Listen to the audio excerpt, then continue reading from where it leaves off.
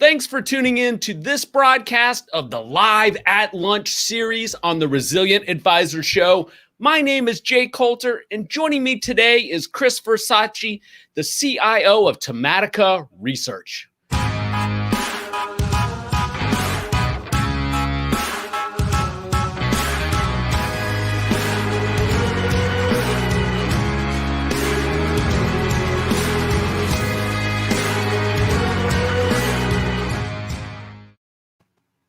Now, I got to ask you, Chris, what do you think about the new intro video?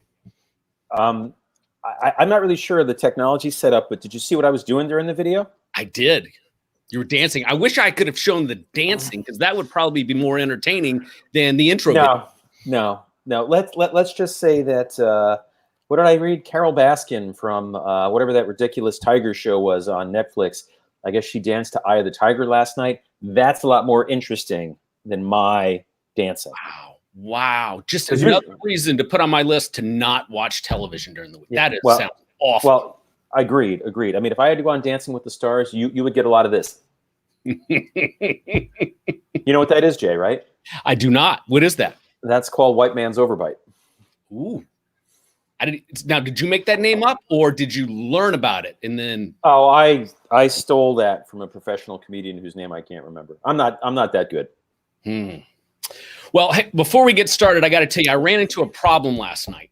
My blog went down. So I use a service called Wix, and every blog that I've done, which house all 140 episodes of the Resilient Advisor Show, they're just gone, and I can't find them. So I thought, all right, I'll go look at YouTube where I've housed everything and see if I couldn't just use that as a blog. And what I figured out pretty quickly is I wear a blue shirt in every single episode. Jay, I could have told you that. It's ugly. Matches your eyes. You know, Robert Sophia, the CEO of Snappy Crack, and one of the best conference speakers out there, and pretty active on Twitter and social media, says you got to stand out. I bet if he were to take a look at this brand, he would say, Coulter, that is awful. Blue shirts, blue logo. I just got to ask, because I too suffer from this, Jay, and I'm making a conscious effort to add color to my wardrobe.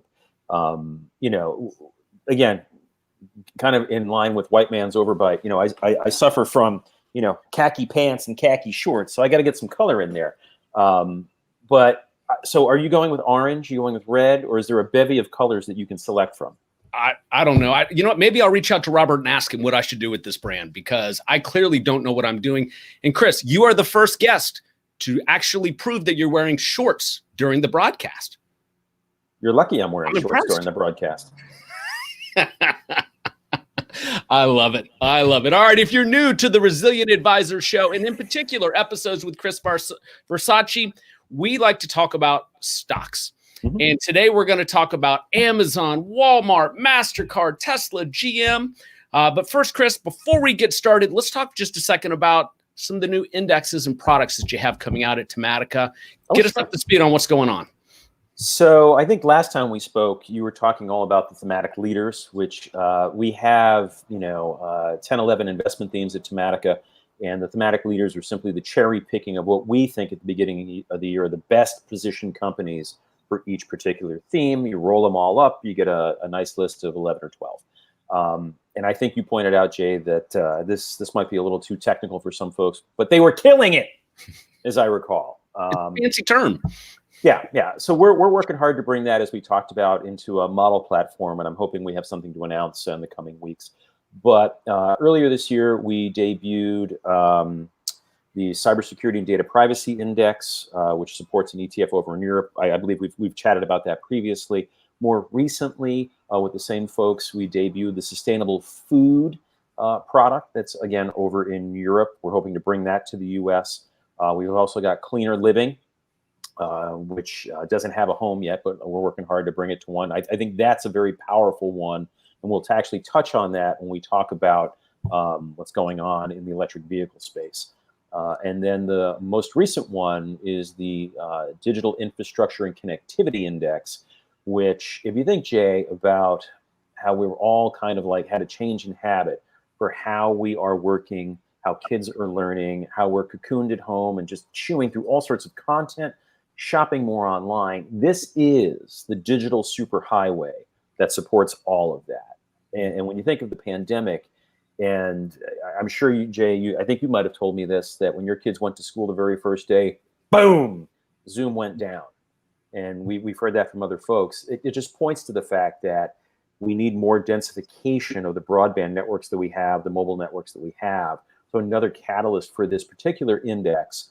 But then there's also the 5G build out that is going to start to unfold and really transform the way we connect, not just smartphones, but the true Internet of Things and the industrial internet. So there's a lot going on there with a lot of build out and a lot of promise behind that particular product. Excellent. For more information on Chris and the Tomatica Research team, visit tomaticaresearch.com. Chris, let's start talking stocks. Amazon and Walmart, they're on your radar.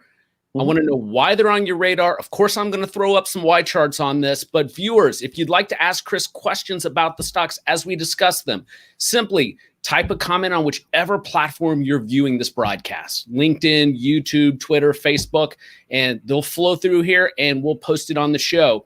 If one of your questions is used on the show, I'll send you a copy of my book, The Resilient Advisor, whether you want it or not. I'll stock you and send it to you. So ask your questions. I'm sorry, Jay, is that a promise or a threat? I'm going to send you one too, Chris. Okay.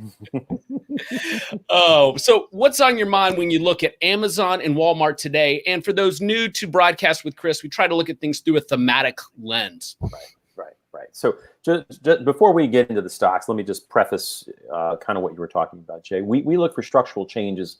We look to identify those by the changing landscapes of economics, demographics, psychographics, which is really how, why, where people, businesses will shop, what they're shopping for, why they're shopping for it. Technology, of course, and a couple other things. So again, it's the structural change that leads to a sea change, really, in how people are doing something. We try to capture that behavioral change. We look for companies that are benefiting from that. What I mean by that is the structural changes are giving way to revenue, EPS, cash flow gains. And that tends to translate into higher earnings. That tends to translate into higher multiples. So, stock price expansion is what we're looking for. And again, these are structural changes. They're not fads. So these are not 1 quarter, 2 quarter things. These are 2, 3, 4, 5+ years types of structural changes that we're looking for. So, and Jay, to be clear, these aren't trades, and nothing on here is a recommendation. This is well thought out thematic research behind the names we discuss. Exactly right. This is, if you're looking for a buy and hold strategy, sleep at night, mixed in with a lot of rip from the headlines, signposts in the everyday life. Jay, thematic. I hate to be corny, but I got to do it. Jay, thematic investing is for you. That was corny. That was definitely corny. It was corny. It was corny. It was a little over the top, but you know me well enough, Jay. You know I'm not going to resist something like that. So anyway, the question was Amazon, Walmart, that sort of thing. Look, coming out of the pandemic, it's no surprise. We look at the monthly retail sales here in the U.S. and other data points about the accelerated shift towards digital shopping. Why? People needed to get stuff at a time when brick and mortar retail was shut. And that includes not only getting stuff as in the usual things you would order from Amazon, but also the shift over, just generally speaking, towards grocery delivery, towards food delivery, and other things. And Amazon just came out and they said, Jay, we're going to hire another 100,000 people because we cannot keep up with demand in this accelerated shift because of the pandemic towards digital shopping. We're also going to add some new facilities. And what I think is happening here, Jay, they're not only they're being opportunistic. And what I mean by that is Amazon, and this frustrates some people, Amazon is not afraid to invest to grow its business. We've seen this every couple years where they go, when they reported their quarter, they will guide saying, we need to invest in further distribution centers or something like that. And typically when people hear rising CapEx, for Amazon, it means that their earnings forecast might come in a little below what people are looking for, but then they turn around and they crush it anyway. So the point is Amazon is investing for what they see happening over the next several months and past the year-end holiday shopping season. Mhm. I'm a personal believer that this is a change, a sustainable change in how people shop. Once you go on this path towards digital shopping, you see not only the convenience, but as my compatriot Lenore Hawkins likes to say, and I know you know what I'm about to say, Jay. When you look at Amazon, it is the quickest way to price comparative shop, bar none. It makes it the deflationary Death Star. The deflationary Death Star, my favorite line from Lenore. And I tell you, every time I'm out shopping and I see something that I'm considering purchasing, I pull out my Amazon app, I go to the deflationary Death Star, and I buy it there for half the price.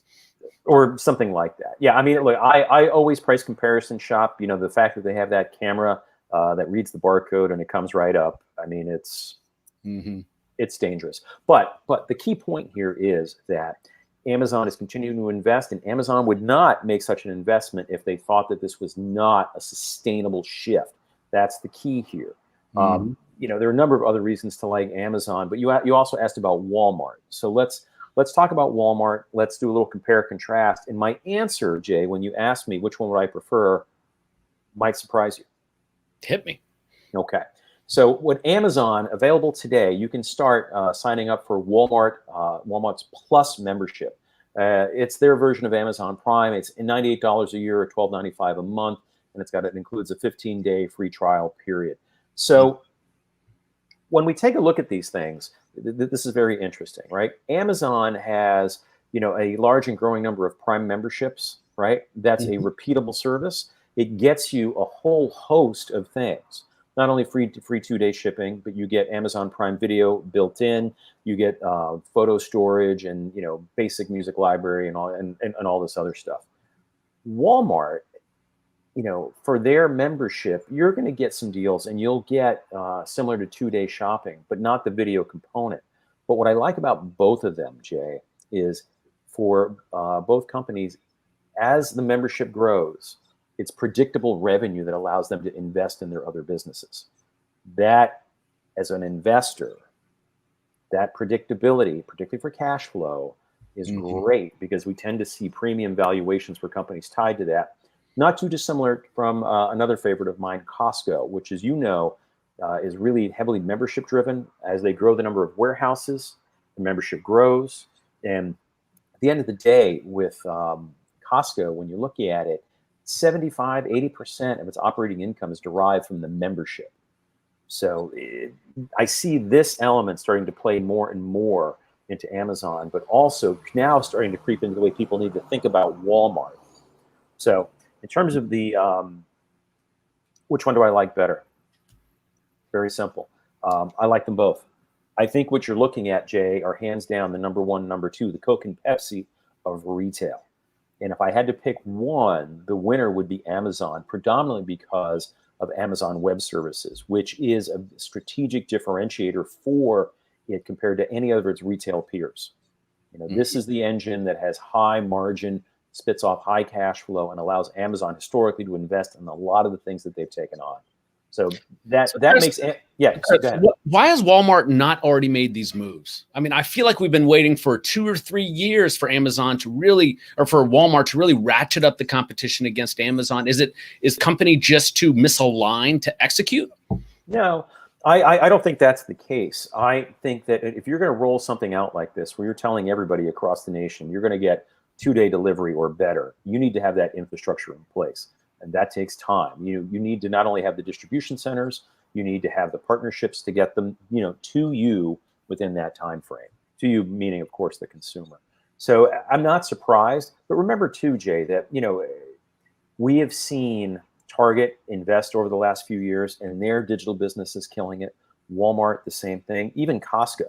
But again, you're talking about taking something, very different, essentially a next level of service. And I think that just takes time. The last thing they want to do is go out right ahead of the holiday shopping season, promise something, and then fail to deliver.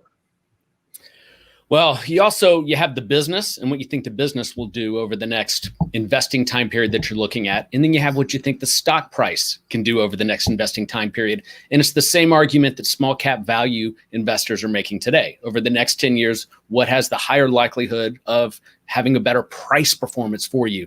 The PE on Walmart right now at 21, obviously significantly lower than that of Amazon, could present a better investment opportunity. Well, that's true. But I think what you've got to look at for Amazon is you can look at it at a PE, you can look at it on a PEG ratio, though. When you start to do that, you realize, given the speed that Amazon is expected to grow its earnings, not just this year, but 2021, 2022, the multiple is not as stretched as you might think just by simply looking at it on a PE basis. And I think it's key here that there is no silver bullet, right? If you're trying to value a stock, you really want to try and triangulate around 2 or 3 different investment valuation metrics. Could be PE, could be dividend yield, PEG, enterprise value to revenue, enterprise value to EBITDA. I try to do that to determine not only upside, but also I think what's as important is downside risk in a stock. Mm-hmm. So Chris, when I build out these shows, I try and fix it so that we have some excitement in the beginning, talking about Amazon, and some excitement at the end. We're going to talk about Tesla. Here, stuck in the middle, let's talk about some boring old financial services companies. All right, let's walk this through the thematic lens, but let's take a look at Mastercard, Visa, and Discover, and give us your thoughts from a financial advisor's lens, how they should look at these securities today. Well, so when I mention these to you, Jay, I wasn't necessarily thinking of these particular stocks, right? What I was thinking of is what is the news that they're telling us about the consumer as economic incentive payments or extended employment benefits lapse. That was kind of the key here. So when you look at Mastercard, it said that card not present growth has been more resilient than card present growth. Well, what does that mean? More online shopping. Check. We know that. It's another confirming data point. Mm-hmm. Visa came out and they said U.S. payment volume rose 7% year over year in August. Now that sounds good, and it is. It means people are continuing to spend. But notice the difference, though. Ready? Credit fell 8% year over year, while debit grew 24% year over year. Now, if you're a consumer and you're concerned about spending but not overspending or extending yourself, you're going to shift from credit, which is extended payment cycles, to debit, which is increasingly, I'm only going to spend what I have. Mm-hmm. And that, to me, from a thematic perspective, reinforces our notion of the cash-strapped consumer. Consumers have run up debt. No surprise, given the pandemic. There was debt before, but run up debt even further. Yep. And now they are shifting down to paying only what they can afford. To me, that's a warning sign for the next couple of months. Again, it may change if we get the second round of economic stimulus payments. But mm-hmm. as far as we know right now, the two sides are way away. So, yeah. That's right. And, with Lenore came on last week, and we talked about the fact that there might not be that stimulus, or it might be delayed. Couple that with what you're talking about there, that has some real implications for the economy. What does it mean for these stocks? Well, you have to remember that Mastercard, Visa, they make money no matter, what you swipe. Could be a credit card, could be a debit card. So if we think of coming out of the pandemic that people are not handling cash, not paying with checks as much, shifting more online, as I joke, Jay, I've seen a lot of different computers. I haven't seen one that takes cash, right? So you've got to use a credit card, debit card, or some other form of digital payment. So I think that they will continue to win. Visa, Mastercard, American Express as well, which is a little more business spending heavy, without a lot of the travel, hotel, airfare, that sort of thing. Mastercard, Visa, a little more consumer focused, probably a better place to be. And speaking of digital payments, on a programming note, tomorrow Tyrone Ross of OnRamp Invest will be on to take your questions about cryptocurrencies, Bitcoin, and all things blockchain. That's Tyrone Ross tomorrow noon here on the broadcast. Chris, let's wrap up with a fan favorite. Anytime you talk about Tesla, people want to listen. We're not just talking about the Tesla stock. You found some interesting news that was actually new to me when you sent it over about GM, and this speaks to one of your themes. Right. So remember that Tesla has been, a pole position company in the electric vehicle space. I don't think anybody can really argue with that. There's been a lot of concern that other players would eventually enter into it. Of late, we've seen, news about Nikola right? On the electric truck side, we've seen a couple new Chinese EV companies come to market, compete with Tesla, but also the other company over there known as NIO, ticker symbol NIO. But the long thing that people have been waiting for is when the large public auto companies, here we're talking Ford, GM, Chrysler, Volkswagen, and the like, really push into the EV space. And now, Jay, what you're talking about is the announcement that GMC Hummer EV is going to come to market. They'll announce it on October 20th. And it's the first vehicle that's going to have GM's next generation ultimatum battery system, which allows it to scale up to 200 kilowatt hours, which is pretty big. There's another thing in there, which is, I'm not really sure what to make of this, but it's called crab mode, which will allow it to rotate all four wheels at once and enably to move forward in a diagonal direction. I'm not really sure what you use that for. Perhaps those people who are, parking challenged, maybe that's going to be something helpful. I don't really know. Well, those Hummers can't be easy to park. No, they can't. You're absolutely right on that. But here's the thing, right? Whether or not this GMC Hummer EV sells a lot, maybe it does, maybe it doesn't. If we take a page out of the Ford Bronco, which sold out faster than people were thinking, it's entirely possible. If we were to touch on a data point that I sent you, I'll tie it in. A company called Camping World, upsized its guidance, for 2020 and 2021. Think of a shift in how people are vacationing, right? We're not flying, we're not staying in hotels. The camping environment with campers, RVs, that sort of thing has exploded. Okay, large vehicles as a result. So it's possible the Hummer might do better than expected. But I see this as the beginning of the sea change, Jay, where the competitive landscape is really going to potentially pivot against Tesla, right? They've had, for the most part, the market it's theirs. There've been a couple hybrid models, some others, but as GM, Ford, Chrysler, Volkswagen, and the others shift over the number of models towards EV, it's going to get increasingly price competitive. And that, I think, is going to take some valuation wind out of Tesla shares. Short-term people will say, well, Chris, the whole market shifting over, rising tide lifts all boats. And that's true to a point.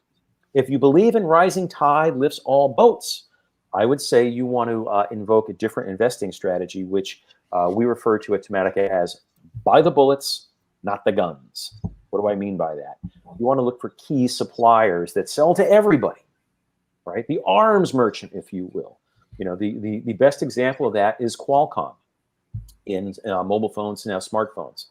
They sell to everybody. Mm-hmm. Apple, Samsung, Huawei, they don't care. They sell to everybody. So as the shift happens, the tide rises, they benefit no matter what model you make. And some companies to think about, Jay, and I apologize for surprising you on the fly here with this. But there are two companies I want you to throw up. The first one, and these are both lithium plays, so for the batteries, which is a key component of these electric vehicles. Ticker symbol ALB, Albemarle Corp, if I'm pronouncing that correctly. That's one that I would look at. And then the other is LTHM Livent, or Livent, I believe. Again, also in the lithium food chain. Again, all these electric vehicles need lithium-ion batteries or lithium batteries.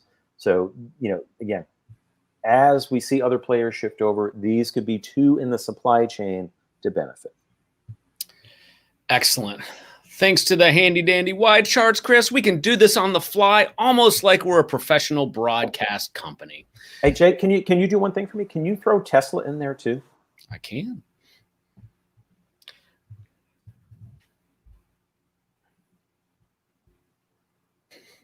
Well, not really. Can you scale them? Yeah, it's scale. Yeah, it's normalized. Look at that. That's crazy, though, when you think about it. Right? And that presents the opportunity to what you're saying. The old analogy that's been used my whole career is during the gold rush, it wasn't the folks out digging for gold that got rich. It was the people selling them the picks and the shovels. And to your point, that's what you think these companies may be doing. And having been to Alaska, I could also tell you, Jay, the other big winner, people who were selling eggs. Eggs? Why eggs? Because those guys swinging those picks and those shovels got to eat. Eggs. I know. I wouldn't have thought it either. Chris, we are over time. I really appreciate you coming on and talking stocks. I really enjoy our conversations and our banter back and forth, but it's just great information for those folks that tune in. I appreciate it. Happy to do it. Happy to help, and look forward to doing it again, Jay.